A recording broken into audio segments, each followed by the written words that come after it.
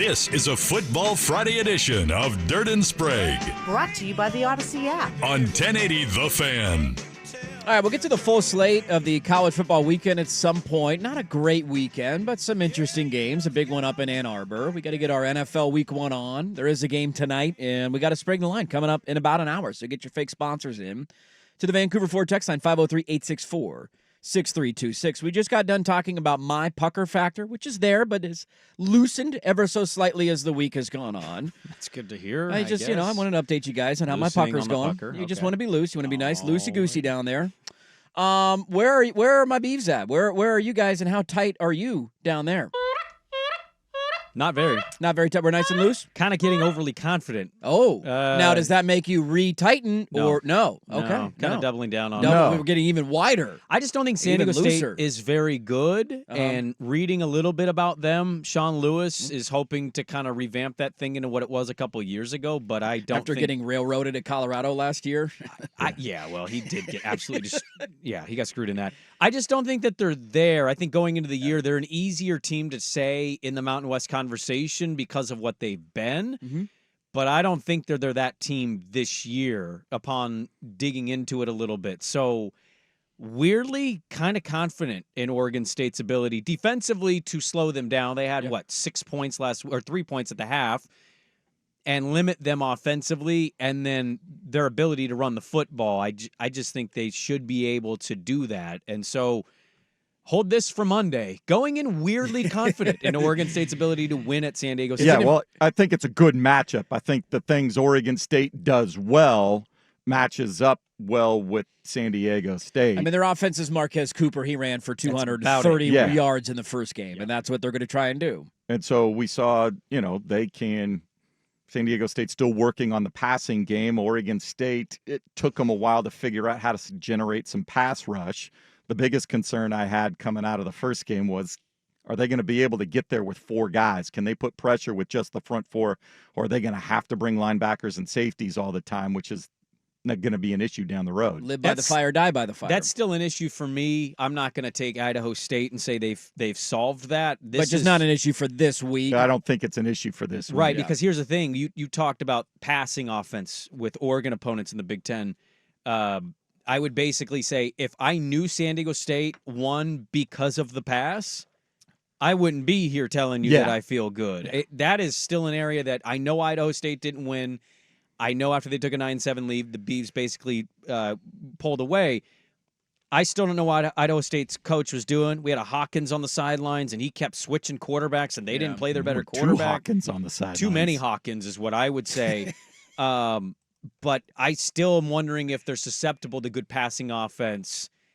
But I know San Diego State doesn't have that. So because they're so dependent on Cooper, I think it's just why it goes up into your matchup advantage. If they were a passing attack, I wouldn't be telling you that I'm feeling all this confident, but because of what they are, here I am thinking Oregon State could win by double digits. Should be able to bow your back and slow down the run game. Their starting quarterback, San Diego State's Danny O'Neal is his name, not the one in Seattle. He is from Indianapolis, and he is a freshman. He's a true freshman quarterback. Last week was his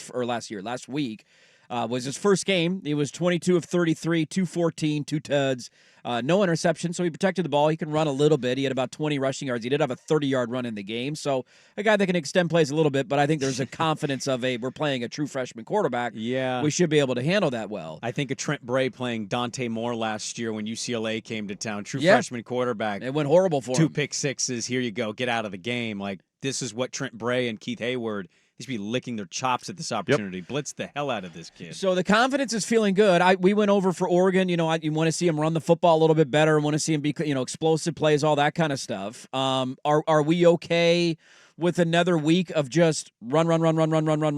Is just whatever it takes to win? Do we want to see more? I thought McCoy was fine. They didn't ask him to do a lot. I like the one deep ball touchdown that he had. 10 passes, he only threw his 9 of 10, so he's efficient. Give him credit for that. And the tutty was a nice ball. I think that's do we want to see more from him this week? Or just follow the game plan and win the game running the football? I think let the game plan, make them stop you from running and see what they're going to do and see if, we got to walk up a safety. We got to bring, if the game plan then will dictate whether it's play action, whether it's quick slant, whatever they're doing, make them stop the run or figure out how to load up against it and then see what that presents you to take advantage in the passing game and do it that way. I don't need to see him throw it 25, 30 times. Well, if he throws it 20, great. Complete 14 of them. Let's go. See, if he throws it 25 times, that tells me they slowed the run down a little bit, but they're doing the Dylan Gabriel run/pass thing where they get Hankerson dump off screen and pick up chunk yards. I think the reason I asked that question was because you should win this week. San Diego State's not very good. They're a touchdown favorite in this game. Yeah. The next two are big, and I think you want him to have confidence, and you want to have confidence in your passing game. Whether you think you have a chance to win the Civil War or not, that is next week. And then the next week, you got Purdue at home. I don't really know what to make of Purdue. They played a nobody in week 1, and they blew them out. Yeah. So I don't know how good they are. But that, the competition will upgrade the next 2 weeks. And there's an aspect of wanting him to have confidence. And, all right, we could sling it around a little bit and be multidimensional. Sometimes, though, you build confidence even without having to overextend yourself. So if he goes out there and he's, let's call it 10 for 14 or 11 for 13. He has something similar, but he's not asked to do a whole lot.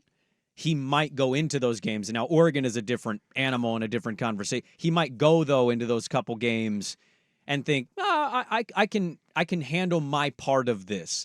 They're not beating Oregon if they can't run the football. We can have all the talk about McCoy we want. If they're absolutely shut down from running the football, they will not beat Oregon. Not a chance in hell. And that's not necessarily a negative on him. It's just kind of a reality.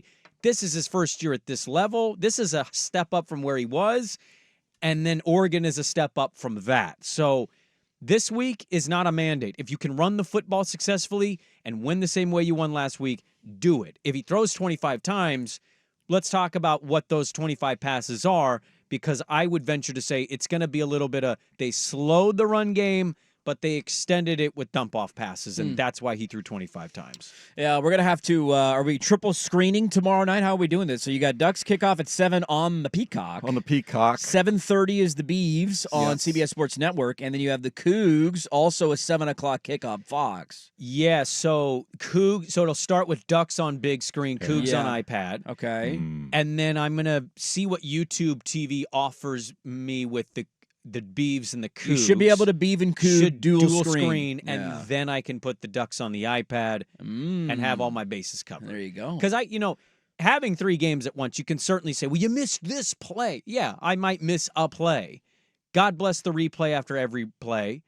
But also, the red zone's helped me navigate quad boxing, and you know how to look back and forth. I know how to look at everything. You flip the audio back and forth too, which helps you focus on the game that's on. When one's in commercial, you flip the audio over to the other one. I've determined the capacity is 4 games. Like I can keep track, not like play for play, but keep track.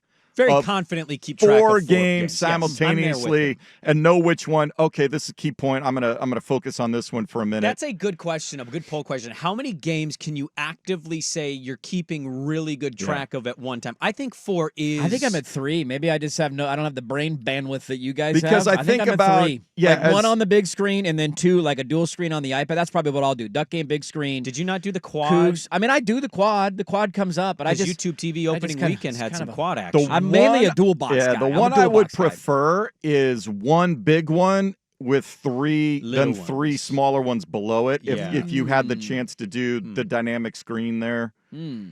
Heavy evening slate or tomorrow. Yeah. Well, they're all the local games. Well, there's the big games in the morning, and then it's kind of the dogfight between USC, Utah State, 8 o'clock kick on the Big Ten Network. And I'm not particularly hyped for Tennessee, NC State, to be perfectly honest with you. It's a 4:30 game, I think, tomorrow. I'll turn it on. And 4:30 is also Colorado, Nebraska.